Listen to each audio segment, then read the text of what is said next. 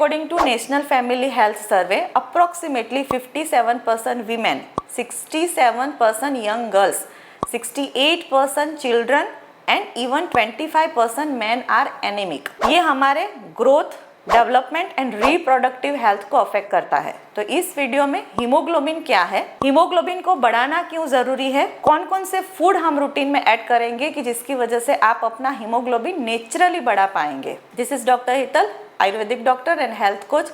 And तक जरूर से वीडियो देखिएगा, चैनल को सब्सक्राइब कीजिए and hit the bell button. What is haemoglobin? Haemoglobin क्या है? हीमोग्लोबिन एक प्रोटीन है जो आरबीसी में रहता है, ऑक्सीजन ट्रांसपोर्टेशन का काम करता है। हीमोग्लोबिन लंग्स में से ऑक्सीजन लेगा, सेल्स तक पहुंचाएगा, जिसकी वजह से हमारे cells, tissue, organs and muscles properly function कर पाएंगे। उसी प्रोसीजर के दौरान जब कार्बन डाइऑक्साइड प्रोड्यूस होता है तो ये हीमोग्लोबिन ही कार्बन डाइऑक्साइड तो लंग्स तक पहुंचाएगा, जो कार्बन डाइऑक्साइड हम एक्सेल करेंगे। ओवरऑल हीमोग्लोबिन हमारे बॉडी का ऑक्सीजन एंड कार्बन डाइऑक्साइड को बैलेंस करता है, बॉडी की एंड ब्लड की पीएच को मेंटेन करके अल्कलाइन करता है। हीमोग्लोबिन ही हमारे एनर्जी लेवल को बढ़ाता है। हीमोग्लोबिन कम हो गया तो हमारे बॉडी में क्या क्या सिम्टम्स आएंगे? हीमोग्लोबिन अगर कम होता है तो सेल्स को ऑक्सीजन कम मिलेगा, उसकी वजह से बॉडी में थकावट, लो एनर्जी, पूरे दिन लिथार्जिक फीलिंग होना, हाथ पैरों में सूजन, जब स्टेयर्स चढ़ रहे हो तो सांसें फूलना, ब्रेथलेसनेस, पाम, हथेली एंड आइस के स्क्लेरा पेल हो जाना, हाथ में झंझनाहटी होना, ऐसे सिम्टम्स हम अनुभव करते हैं। काफ़ी लोगों को तो पता ही नहीं चलता कि हमारा हीमोग्लोबिन कम है। तो हमने बताया कि जो सिम्टम्स है, जो आप फील करते हो, तो अभी ही उसका रिपोर्ट करवाइए, चेकअप्स करवाइए एंड आप ट्रीटमेंट शुरू कर सकते हैं। कौन कौन से फूड हमें रूटीन में ऐड करने चाहिए जिसकी वजह से हीमोग्लोबिन नेचुरली इंक्रीज होता है? Iron rich foods. आयरन ही हीमोग्लोबिन को बनाता है। जो हीमोग्लोबिन प्रोटीन है, आरबीसी में रहता है एंड ऑक्सीजन ट्रांसपोर्टेशन का काम करता है। इसके लिए आयरन को हमें बढ़ाना बहुत ज़रूरी है। इसकी वजह से रूटीन में iron rich foods and supplement का ज़रूर से इस्तेमाल कीजिए। दो टाइप के आयरन होते हैं, haem iron and non haem iron.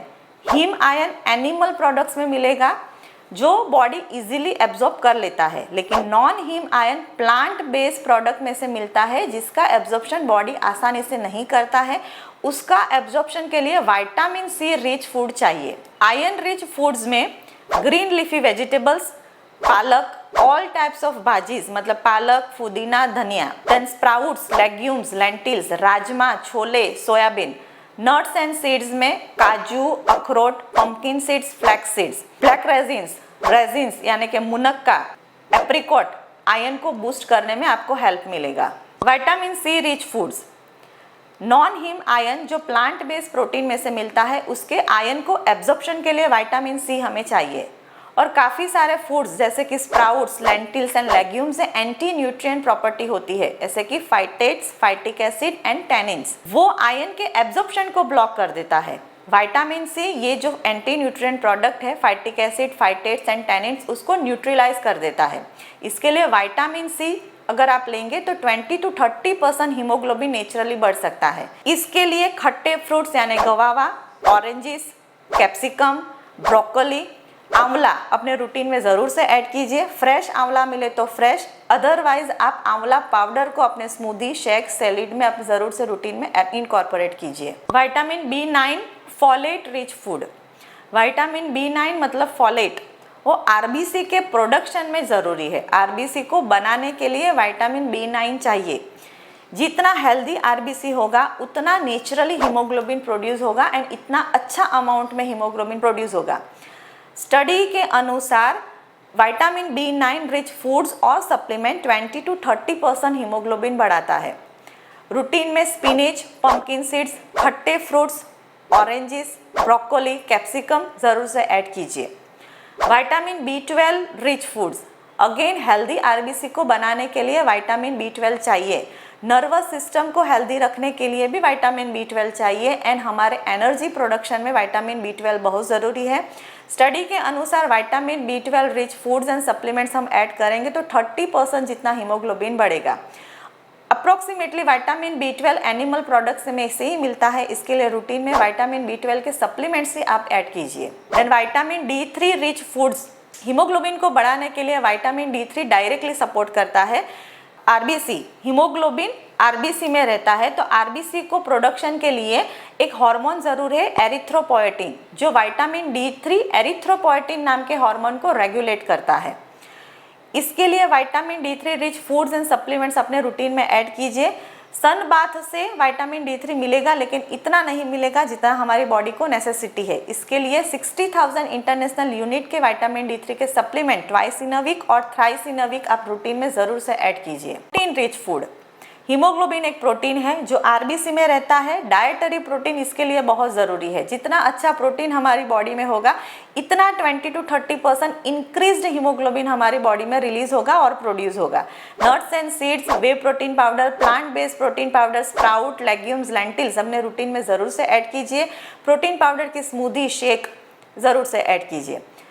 Then wheat grass powder, गेहूँ के जवारे, अगर नेचुरली हीमोग्लोबिन को प्रोड्यूस करना है तो पावरफुल सोर्स है व्हीट ग्रास यानी कि गेहूं के जवारे। उसमें है क्लोरोफिल। क्लोरोफिल का मॉलिक्यूल एंड हीमोग्लोबिन का मॉलिक्यूल अप्रोक्सीमेटली सिमिलर है, इसके लिए बॉडी उसी तरह रिएक्ट करता है। इसके लिए अगर हीमोग्लोबिन को नेचुरली प्रोड्यूस करना है तो क्लोरोफिल रिच फूड हमें लेना पड़ेगा, बिकॉज उसका मॉलिक्यूल सेम है। तो wheat grass powder and wheat grass juice अपने रूटीन में सुबह में लीजिए। अगर नेचुरली व्हीट ग्रास जूस ले सकते हैं तो बहुत ही अच्छा है। अगर जूस नहीं ले सकते तो पाउडर 1 चम्मच 1 ग्लास ल्यूक वाटर में सुबह में लीजिए। बॉडी का डिटॉक्सिफिकेशन होगा, इम्यूनिटी बिल्डिंग होगी, हीमोग्लोबिन बढ़ेगा, ऑक्सीडेटिव स्ट्रेस रिड्यूस होगा, इन्फ्लेमेशन कम होगा, आपका डाइजेशन इंप्रूव होगा, मेटाबॉलिज्म बूस्ट होगा। हीमोग्लोबिन तो बढ़ेगा, साथ साथ में आपकी ओवरऑल बॉडी भी हेल्दी होगी।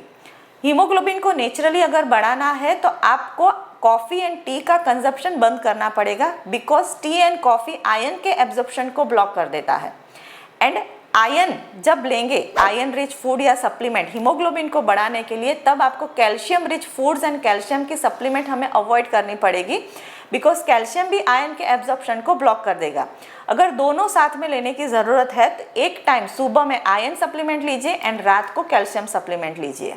एक लाइफस्टाइल टिप है weight lifting and cardio exercise, aerobic exercise का कॉम्बिनेशन, जो आपको हीमोग्लोबिन नेचुरली प्रोड्यूस करने में हेल्प करेगा। एक्सरसाइज से आरबीसी का प्रोडक्शन होगा, आरबीसी का प्रोडक्शन का स्टिम्युलेशन होगा। एक्सरसाइज करेंगे तो हमारी सेल्स को ऑक्सीजन की डिमांड बढ़ेगी, बॉडी को ऑक्सीजन की डिमांड बढ़ेगी, तो ऑटोमेटिकली आरबीसी का प्रोडक्शन होगा, बिकॉज आरबीसी में ही हीमोग्लोबिन रहता है। एक्सरसाइज से बॉडी का ब्लड का सर्कुलेशन इंक्रीज होगा, ऑक्सीजन सर्कुलेशन इंक्रीज होगा, हर एक सेल्स, टिश्यू एंड मसल्स तक ऑक्सीजन की डिलीवरी प्रॉपर होगी। बोन मैरो तक आरबीसी एंड ऑक्सीजन अच्छे से पहुंचेंगे तो हीमोग्लोबिन का नेचुरली प्रोडक्शन होगा। एंड अगेन एक्सरसाइज से जो आरबीसी के प्रोडक्शन में जरूरी एक हार्मोन है एरिथ्रोपोएटिन, उसका रिलीज होता है। इसके लिए आरबीसी का प्रोडक्शन भी होगा, एचबी का प्रोडक्शन भी होगा एंड नेचुरली हम हीमोग्लोबिन को बढ़ा पाएंगे। आई होप आपको वीडियो अच्छा लगेगा। अपने कलीग, फ्रेंड्स एंड फैमिली के साथ ये वीडियो जरूर से शेयर कीजिएगा। चैनल को सब्सक्राइब कीजिए and hit the bell button. Thank you.